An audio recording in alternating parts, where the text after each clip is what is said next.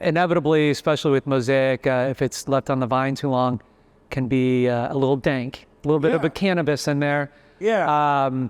Which call that I like. But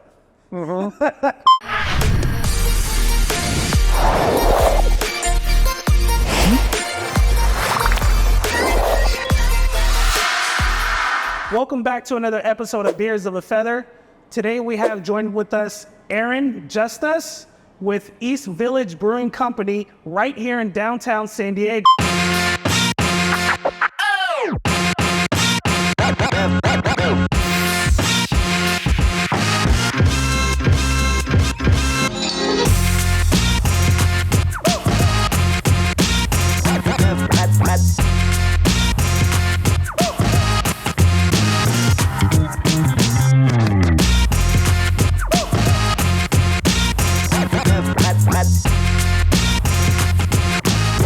Thanks for having me here, Aaron. I really appreciate it. Great to be here.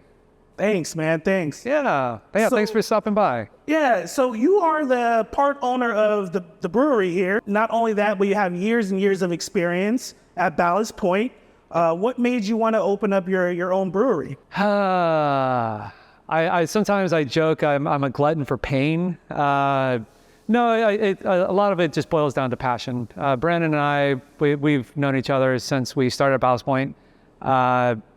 We worked there for 10 years together, and we saw a lot. We saw Ballast Point when it was fairly small, and then it grew to what it became, and then it shrunk back down. So we saw a lot during that time. Yeah.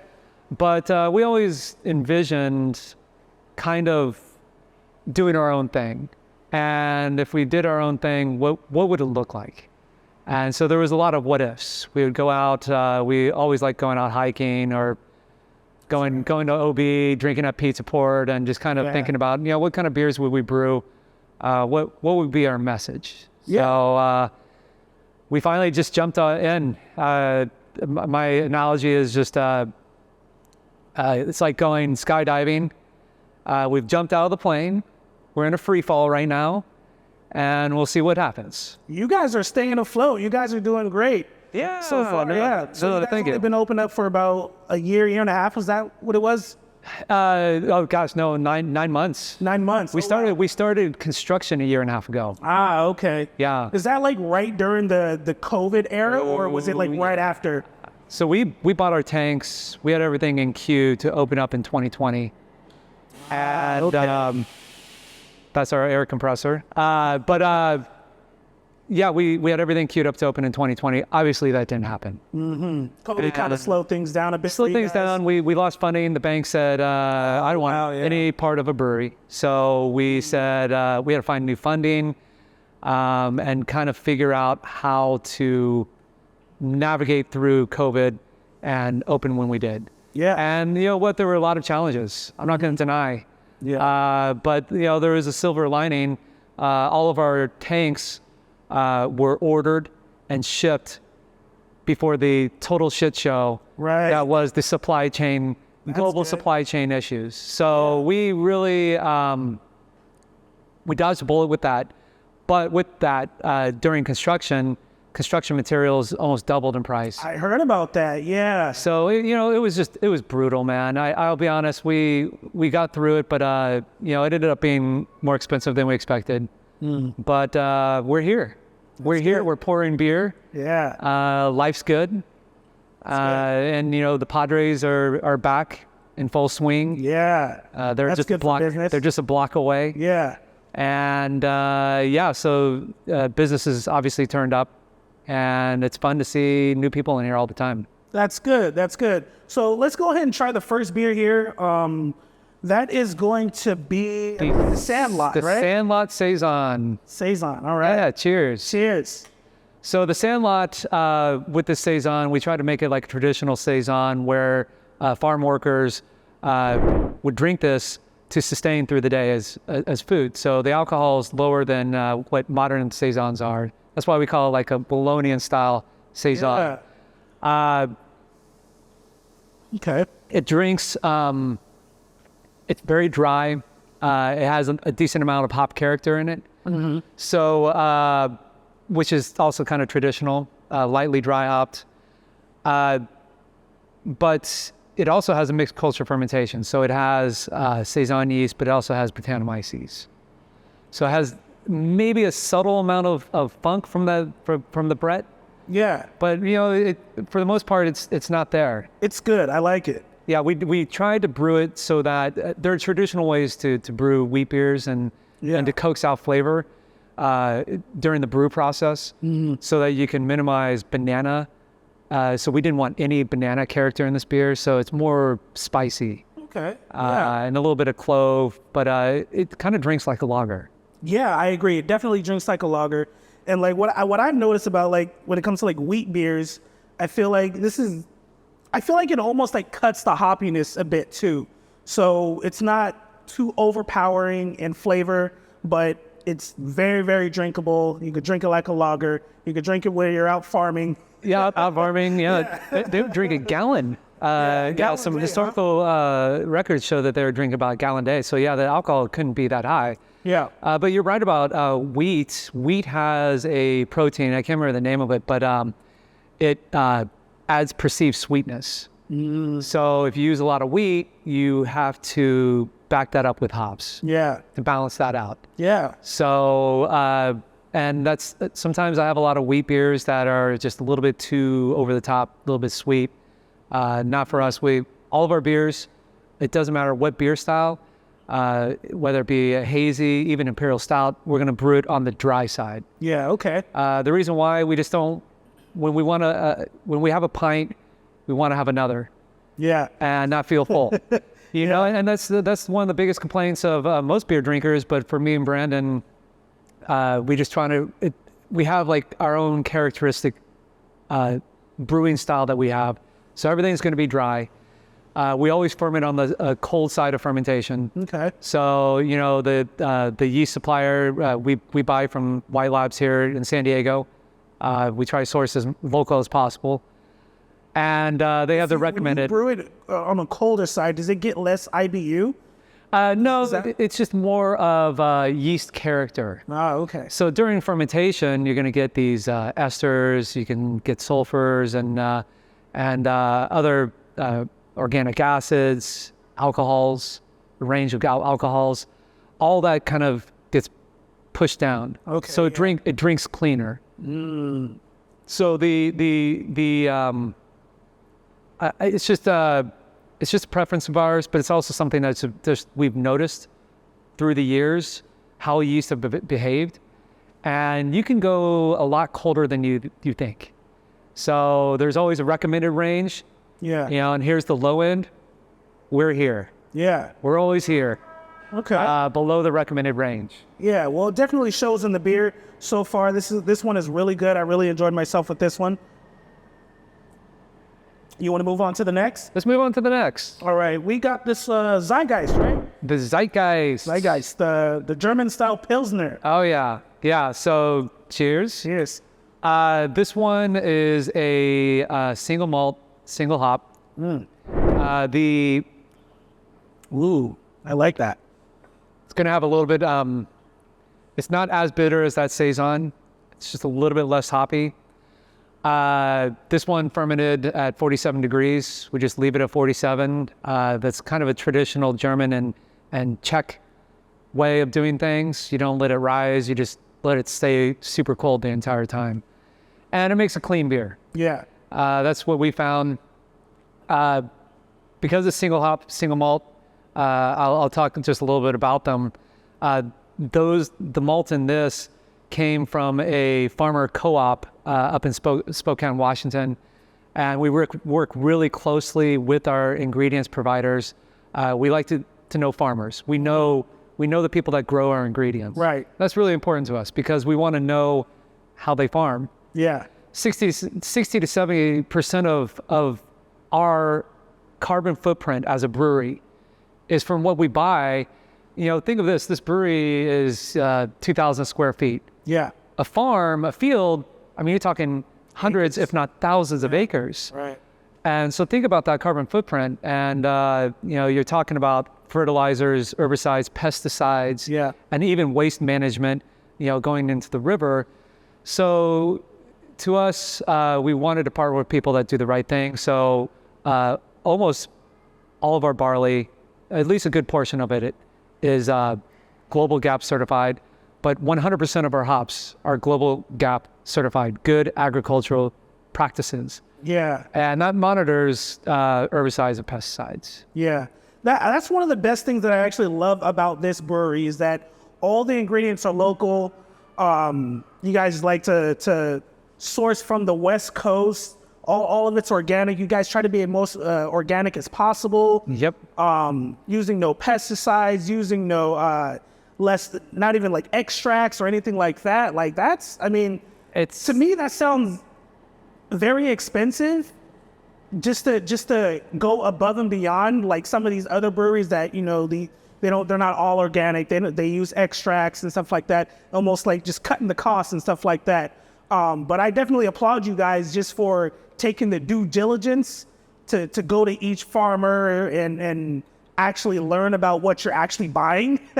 It's important. You actually can see, what you're buying, and I mean, I just applaud you guys for doing that. That's great. The way that we see it is this, and one of our slogans is beer is food, and I'm sure you've heard that before. Yeah. But it is very true. And it is a processed food. We have to manufacture it. So we want to source from people that are doing the right thing. That's super important to us. And then how we process it, we want to do it as minimally as possible. So yeah, we're not adding preservatives, minimal additives. We add brewing salts and maybe something like lactic acid to control mash pH.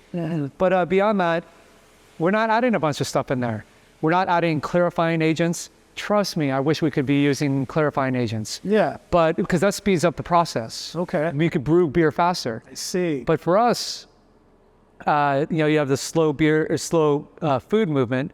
We're the slow food movement, or a slow beer movement. I'm sorry, I'm getting flip-flop there. Right. We're the slow beer movement. We kind of liken it to the natural wine movement as well, where there's natural wines. This is, to us, as close to natural beer as you can get. You go to the grocery store and you buy a jar of peanut butter and you look at the ingredients on the back.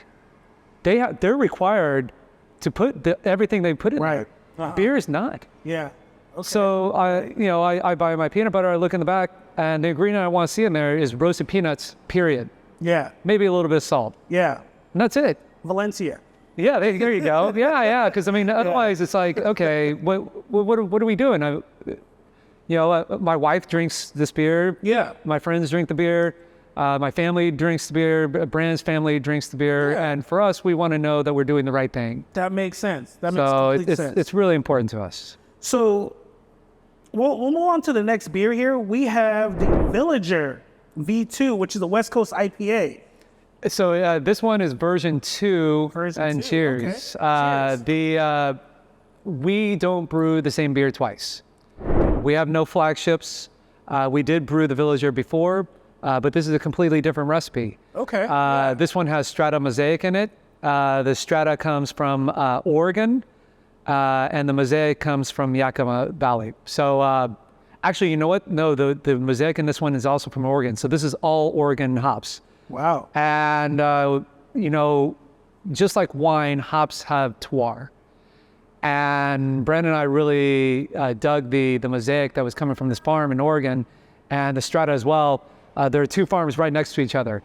And with this, you get, instead of the Mosaic, the guava, Mosaic usually is like this passion fruit guava thing that comes from Yakima.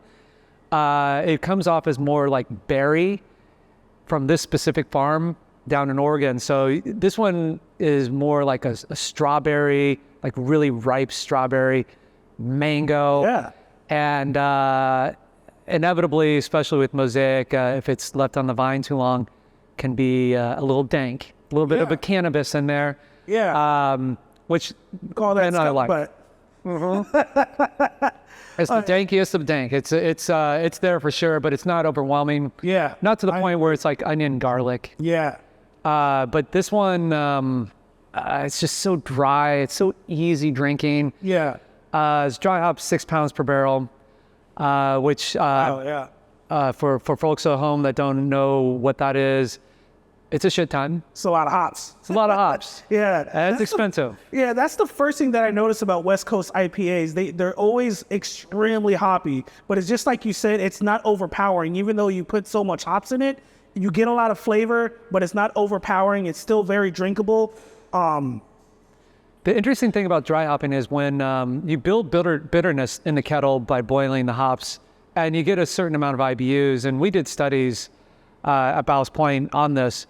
Dry hopping will remove that bitterness. So that more heavily dry hop, that you go, the more it's going to pull that bitterness down and make it softer. So it sounds like you guys do a really good job on making all the beers very drinkable. So that any person that comes in here, and especially I'm sure you guys get huge crowds after the Padres game, people are going to try one of your beers and they're most likely going to like it. And there's a beer for everybody here. If you do like the hoppy beers, you can go with the West Coast IPA. If you like, just something light like a lager or something like that, you can go ahead and try like a Pilsner or the Saison. The Saison. The funny thing is, this always cracks me up. This Saison can be as simple or as complicated as you want. Mixed culture. We even put in a little bit of smoked malt in there. There's a lot of layers in there, and you can dig there and you can try to find it. But when people walk in here, they'll say, I don't like beer. That always happens. It's like, and welcome to a brewery. What would you recommend for somebody that comes in there like the Saison? They want the Saison. But then someone will come in and say, oh yeah, I go to a bunch of breweries. And I'll say, well, you should try the Saison. They'll say, no, I'll just have the IPA. Yeah. So that's always kind of funny. But no, we have something for everybody because, beer, we got into this world where, you go to a brewery and it's just IPAs. Yep. 7 or 8 IPAs. I've been there. I've totally been there. Yeah. And then I look at the menu and I'm just like, come on, guys. Come on. We live in San Diego. We like our IPAs. Yeah. But how about some variety? How about a stout? How about a red ale? How about, a Pilsner? Just do something a little bit different.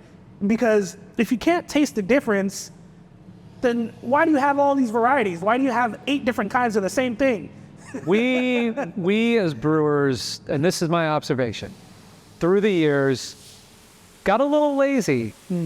And hear me out on this because I'm guilty of this. So I'm not pointing fingers. Yeah. But it's so easy to just brew IPA and just brew IPA, and just give people what you want. But realize that we're standing on the shoulders of giants that built the foundation of craft beer. Right. And what did they do? They educated people about all these different beer styles. That's true. And we went away from that. We went just all IPA and just sat back and, pat ourselves on the back and say, high-five each other and say, oh yeah, they'll come to us. And that needs to stop. We need to go back to educating people about all these different beer styles because there's a beer style for everyone. I agree. That person that comes in that says they don't like beer, give them a variety of beer and talk to them about it. Yeah. And, and nothing showcases how craft beer kind of veered off path than seltzer. Mm-hmm. And, we will not brew seltzer here. Okay. And I can appreciate why people would brew seltzer. Yeah. For gluten intolerant people or people that absolutely don't like beer. It's nice to have that option. Uh-huh. But for us personally, we don't like it. Okay. It doesn't have a story. Usually with seltzer, it's a bunch of, it's like a chemistry experiment. Yeah. You throw in all these things in there and, they're coming from jugs that have like skull and crossbone on them. Mm-hmm. And it's like, we're not into that. But we just got our winemaker's license. Nice. And next week we're going to brew our first cider. Nice. So I'll be here for that. So that's going to be our option for people that don't like beer or are gluten intolerant. Brandon's wife is one of those people. Mm-hmm. So trust me, she's excited for us to be making cider and wine. So we'll start with cider, but then we'll go to white wines. And then once we get enough interest, we'll graduate to red wines. Okay. I definitely like that. I like that you guys are staying true to the whole motto of your guys' brewery. I do hear a lot of different things about seltzers and stuff like that, all the things that they put in there, and it might not be as natural as you would want it to be. So with wine, I think that's definitely a better choice. It's this, and this is where kind of, again, craft beer kind of veered off. We need to bring it back to the ingredients. When you think of beer, you should think of a barley field. I agree. And a hop field. Mm-hmm. Just like when you think of wine, you think of the vineyard. That's why grapes. Yeah. Yeah, the stuff that makes it. Yeah. And so then when you think of seltzer, I just think of a factory. Yeah. I don't think chemicals. Chemicals. I don't think of what ingredients are in there because, it's extract and preservatives and weird stuff. Yeah, I agree.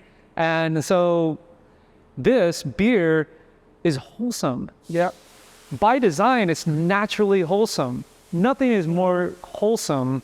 And that's why we hold beer to such a standard that we don't want to add anything to it. I mean, I don't want to go all the way to like Reinheitsgebot and have a beer purity law. Right. I don't want to go that far because it's fun to brew a variety of beers that have spices in it, and that's the essence of craft beer, is to have fun. But I think we do need to focus more on ingredients and where they come from, what are the farmers doing, and reconnecting and connecting everyone to that. Yeah. Where does it come from? Where do hops come from? When I tell people that the biggest growing region for hops in the world is Yakima, Washington. Used to be Germany, but it's Yakima, Washington. Blows people's mind. They don't even know that. Wow. Yeah, I didn't know that until now. Yeah, there you go. So Yakima, Washington is the most dense area of hop growing in the world. Wow. So, there just needs to be a re-education. And I'm always learning. Yeah. I don't know everything, and I'll never know everything. Mm-hmm. But that's the beauty of beer. You can constantly learn. Yeah. The world is that big. It's like huge. Yeah. Let's go ahead and move on to the next one. We have the Oaty McSnapFace Ginger Snap. Yes. This one, it looks like it's a variation of the original stout, which was Oaty McSnapFace. It was an oatmeal stout, and so this is like a ginger spin on it. It is. It's a ginger snap, so it's gonna have cheers. It's ginger, and obviously this is gonna be all real ingredients. We don't use extract. Real ginger. I chopped it myself. Cinnamon sticks, clove, whole clove, and molasses. I like it. Yeah. I can taste the spice to it. I really like this one. I didn't get a chance to try the original stout, but I can taste it being a stout with also that ginger snap to it. Yes, yes. So I like that. It's a nice little spice. Right, it kind of tastes like the cookie, and it's interesting. I didn't have to brew this.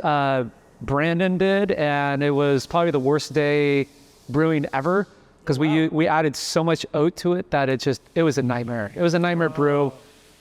It took him several hours to brew it, and I just kind of sat there. I was bartending at the time. I just said, how you doing over there? Yeah. Having fun? So the good old Oaty McSnapFace, it's a play off of the Oaty McSnapFace. Obviously, 10 years ago, some British research vessel, they asked the people to name this huge vessel. Oh, wow. And someone said, well, let's do Oaty McSnapFace. And everyone voted for it. So the boat's named Oaty McSnapFace. So that's why the beer is named that. So it's Oaty McSnapFace. Yeah. I like that. But it's easy drinking. For sure. It's kind of, the base is kind of like an Irish stout. So it's going to have like a roasty, acrid, dry finish to it. Yeah. Yeah, this one's only 5% or 5.1. So, I feel like the flavor isn't so overpowering, but you can still taste the spices to it. Yep. And it is almost, the dark drinks, I like to call them like they're basically meals, It is. It is. And, again, even this stout, we try to brew it so that it's dry. It's not going to be overly filling. Yeah. We don't use ingredients like lactose, any animal products like that. Nice. You can create the same mouthfeel and body and everything like that with oats. Yeah. To be honest, so you don't need to use some overly processed ingredient like lactose. An oatmeal stout that's been around forever. Yeah, for sure. And it tastes amazing. So, yeah, I like this one. This one's good because I really like stouts. So I'll come back and have to get this one before it's all out. Amen. No, I'm always one that likes, people say, oh yeah, release stouts in the winter. And it's like, no, I'll drink stouts in the summer. Yeah. If it's hot out, I'll drink a stout. You go to Jamaica and it's hot out, and you know what? They drink stouts. My wife's from Uganda, and we go over there, we go home, and it's hot there, and they drink stouts there. Oh, nice. So it doesn't matter. People get so caught up in like weather, seasonality, and I love seasonal beers. Drink this and when I'm supposed to drink that. It's like, you know what? If I feel like a stout, I'm going to have a stout. Yeah, for sure. But, given this May gray that we've been dealing with. It's perfect. This is the perfect thing. This is the perfect beer. It's quite tasty. Yeah. Yeah. One of the things that I actually read online about you is that you have some research that was actually featured in like a magazine. Is that right? Yes. About bitterness? About bitterness. Yeah, we did an extensive study at Ballast Point about just tracking beer bitterness through the entire brewing process. And so, we, at Ballast Point, and even here occasionally we'll do this, we add mash hops. And, in the past, old brewing literature said, oh, mash hops add no bitterness, which I thought was always BS. They do, and we proved it. And we said, well, they add this much bitterness. And so we really tracked, like, okay, if you add in the boil and you boil hops for 60 minutes, what's the utilization? Whirlpool hops. You throw in the whirlpool and you spin them around. What bitterness is that? Then, once it goes into the fermentation tank and you ferment it, how much are lost? A lot of people would be surprised, but you lose a lot of bitterness just from fermentation. Yeah. And if you filter beer, filtration removes bitterness. So it was a huge project. We did the R&D brewery, we did our Scripps Ranch brewery, and then we did the big brewery. And it got published. Nice. In Technical Quarterly, and it won best article of the year. I couldn't have achieved that without the help of so many people. Yeah. The lab, the brewers, right. Everyone to coordinate. It was an extensive study. That sounds good. It sounds like you definitely have a list of accomplishments. And I was actually curious, have you guys entered any of the competitions yet? We did World Beer Cup, and 2 of our beers got to the medal round, which pains me because I've judged at GABF and World Beer Cup, and you're also a judge too, right? Yes. Nice. I love judging, and I actually can't be too biased, huh? Can't be no. Once you get to the medal round, it does become. There's the assumption that each beer at that table on the medal round is to style. It's perfect. Yeah. There are no flaws. So then it becomes a discussion, a roundtable discussion after everyone tastes and take their notes. Then it becomes a discussion of, why one is better than the other. And sometimes that can be a little subjective, especially if 2 beers are technically perfect. Yeah. Yeah. Then it's just which one tastes better. Or maybe you like a certain style more than the other. Yeah. So or a certain ingredient or hops or something. Or the way the hops are expressed. Yeah. So, the National Homebrewers Conference is going to be here in June in San Diego. But there's going to be judging there too, so I'll be able to do that. Nice. Beer judging is fun. The thing is, it gives you an opportunity just to see what else is out there. Yeah. And you have to constantly kind of fine tune your senses. You know, you can never assume that your beer is perfect. Yeah. You know, so you always have to taste other people's beer and say, wow, they're making great beer. Yeah. Or they did that beer style so much better than we do. So then I come back and say, okay, we gotta do this better. Yeah. We gotta do this better. Yeah. And it makes me appreciate just also how well people make beer elsewhere. There's so many great breweries. Even here in San Diego, it's amazing. I agree. There's so many different breweries here in San Diego. Me and Brian, you know, we joke about it all the time. Like maybe one day we could be a judge on one of those panels someday and see if we definitely want to look into it someday. That would be like just amazing just to do something like that. The best way to do it is to work on getting your BJCP or doing small scale judging. And I encourage anyone to do this. For some of our viewers, if you guys want to be a judge someday, definitely listen to this man. Yeah. He knows what he's doing. It is. It's you just work your way up, so you can start doing like homebrew competitions. The more you do, the more mileage you get, the more experience you get. The way it's just like getting miles flying a plane. Yeah. Yeah. You have to have experience. So. You keep doing it, and eventually you'll get invited to the bigger competitions. But you can get BJCP certified, beer judge certification program, or you can just work small scale stuff. But the National Homebrewers Conference, that'll be fun to judge, because I've done homebrewer competitions, but this is like the final round of it. Nice. And some of the best beer I've ever drank were from homebrewers. Nice. No joke. I've tasted just absolutely amazing beer from homebrewers, because they can take so many chances. Yeah. And do repetition, and I was a homebrewer, and you can just keep brewing and fine tuning things. So I'm curious to see how they taste. Sounds good. Let's move on to our last and final beer. That would be the Virtuoso? The Virtuoso. Virtuoso. Yeah. Gotcha. Yeah. Cheers. So this one is the base beer is a British brown ale. Yeah, it's a lot of coffee. So Brandon and I are coffee drinkers, and the goal was to make it look and drink like cold brew coffee. So with this one, with the base beer being a British brown, we had to dial the malt back color-wise, because we knew that the coffee was going to add color. So we had to kind of play this balancing game. Yeah. And there was a lot of guesswork. We had to kind of steep our coffee and do these small-scale trials to make sure that it kind of was this color. Yeah, but, I like it. We sourced the coffee from a neighborhood coffee roaster, Cafe Virtuoso. That's how the name came around. Man.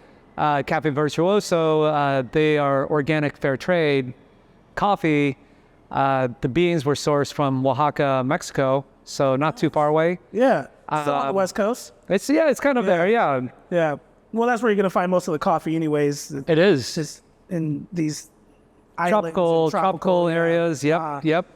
And we used, it was over 5 pounds per barrel of coffee. Wow. Now I will say in coffee beers that I've made in the past, it was about 1/5 of that. Okay. So we went all in. All in. We went all in. Whenever I pour this for someone, they say, "Oh yeah, I want to try the coffee beer." I just say, "By the way, there is no nuance. It's not subtle. Yeah. It is. Not at all. It tastes like coffee." Yeah. The first thing that I noticed that it was just like, oh my God, this tastes actually like coffee. And you said it right there. It's almost like drinking like a cold brew coffee. And you guys definitely hit the mark with this one, because, you know, I feel like I'm just drinking a cold brew coffee right now. And it does have some other flavors to it, but the biggest flavor that you're going to taste is the coffee. So if you like coffee, you're definitely going to like this drink right here. This one's actually really good. Is this going to keep me up at night? You know, the interesting thing is when you're doing about 1 pound per barrel, we did this at Ballast Point. it was equivalent to like decaf coffee. Now the fact that we use 5 times that, it's probably like a really weak coffee. Okay. So it's not something super caffeinated. Yeah. If you're expecting to have a buzz, not a beer buzz, but the caffeine buzz, Right. you're probably not going to get it. Gotcha. But yeah, this beer is awesome. It drinks dry again, so it's easy drinking. Yeah. Not overly malty. Yeah. This one actually made it to the final round at World Beer Cup, and I can definitely see that for sure. Yeah, This one's really good. it's really good beer. And the interesting thing also is that It doesn't taste like a beer. It tastes like coffee. that's yes, Just like with these added spices to it, though. it's good. Yeah, and we're such a small scale brewery. We have a canning line, very small scale canning line. We do can a small run of every beer that we make. That's good. So, but it's very limited. Yeah. Once it's it's gone, gone. it's gone because we're not going to brew it again. Right. And so we still have a few more 6-packs of this. And So I actually wonder, are you guys ever going to come up with maybe like a core set of beers that you guys will keep on tap for everybody? Because right now you guys are still somewhat new, only 9 months in the game. And you guys have been doing what you're doing so far. Are you guys ever going to switch it up? we'll see. We'll see. We'll see. Stay tuned, guys. Stay tuned. Yeah. I would say that we have an ongoing series of double IPAs called Free Hike. The term free hiking is a couple things. The first thing is to go out into the wilderness, go off the trail, to just enjoy nature. There's no destination. Yeah. It's just a nature hike. And that's something that we're really passionate about, is just getting out, but it's also kind of a motif, if you will, of who we are Yeah. and what we're trying to accomplish. So we're just kind of strolling, doing our own thing. That sounds good, by the way. I'm actually an avid hiker too, so Yeah. I would love to just join you guys on if you guys want to go out and just Let's do like it. a wild hike or something like that. That sounds like fun, actually. That is, and even the logo is the actual shape of the logo is it's inspired by the Pacific Crest Trail. So the trail markers, Yeah. that's the shape. So that's by design. We really wanted to focus on this kind of sustainability, earth first thing. Yeah. But yeah, we're really into hiking, and so we have our free hike series. We have our villager series. Yeah. So we have those series, and if you have a villager, you know that it's going to be a super dry West Coast IPA. Yeah. And it's going to be heavily hopped. Nice. But it'll never be the same. Yeah. It'll never be the same. That's fair. There'll always be just a subtle change. And if anything, and this is something that a lot of breweries won't celebrate, is that year to year hops change. Mosaic is not always Mosaic.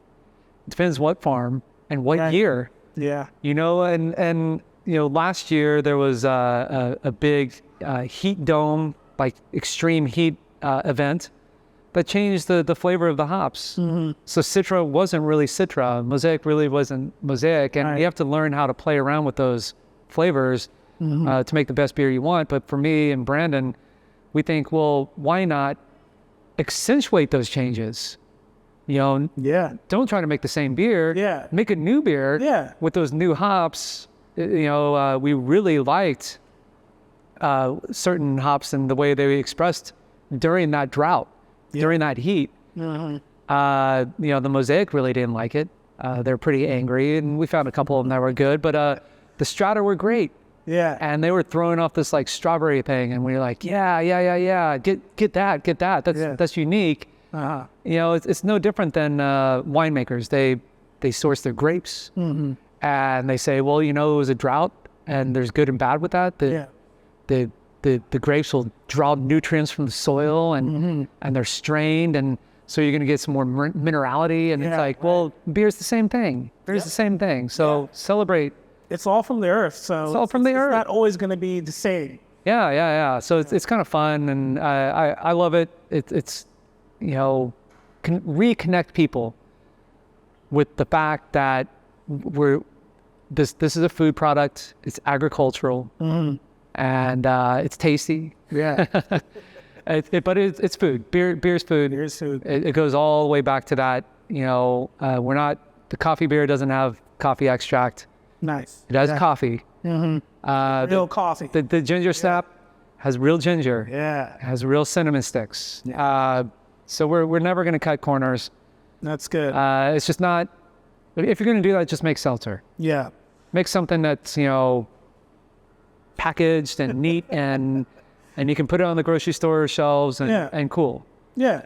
Well, hopefully you guys can make it into the grocery store someday. I mean, you guys do have a small canning thing going on here. But with you guys not making the same beer all the time, it might be a little bit difficult, possibly. We'll see.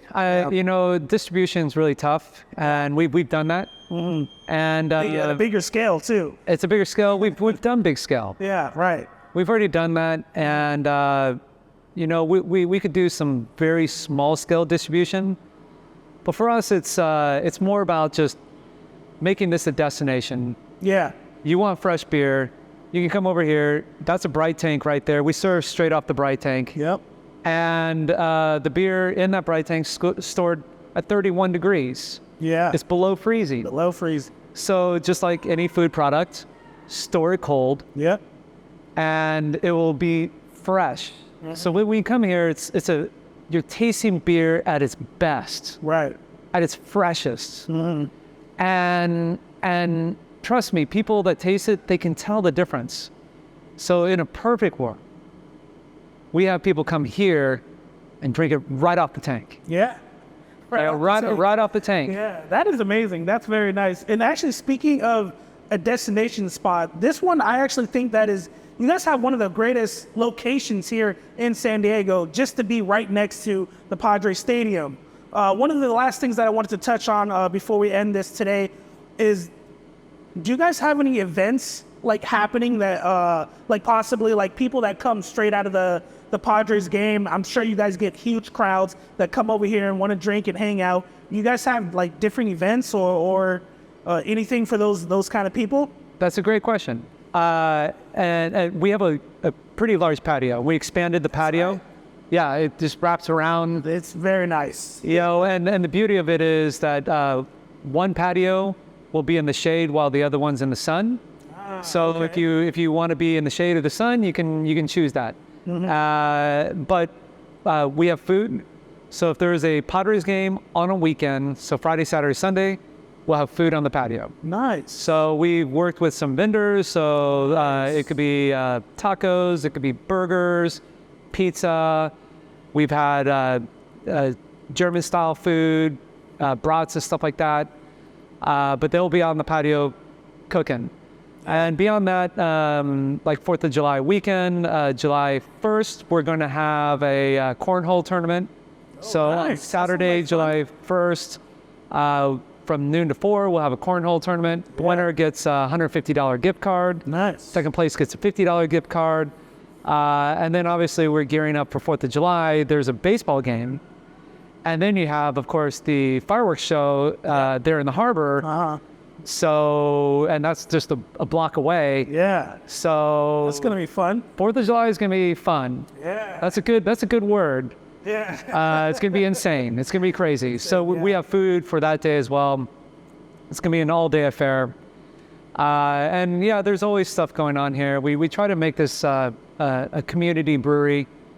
What we truly believe in is that small breweries should be well integrated into their neighborhood and their community. I agree. That's what breweries used to be.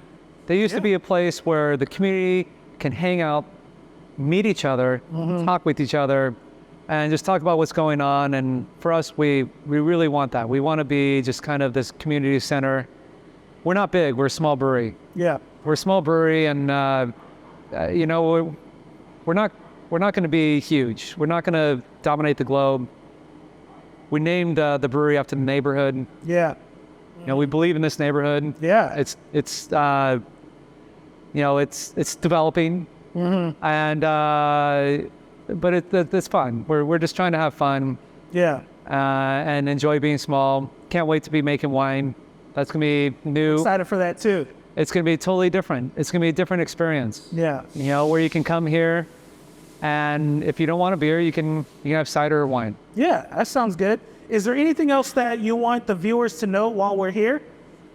Oh my goodness, I don't even know where to start, because then we end up talking for 5 hours. Okay. But I think we've really touched everything. You know, we're a brewery that's small. We're independently owned. We're focused on ingredients. We're fully transparent with our ingredients. We minimize additives as much as possible. And, you know, we work with farmers that we know.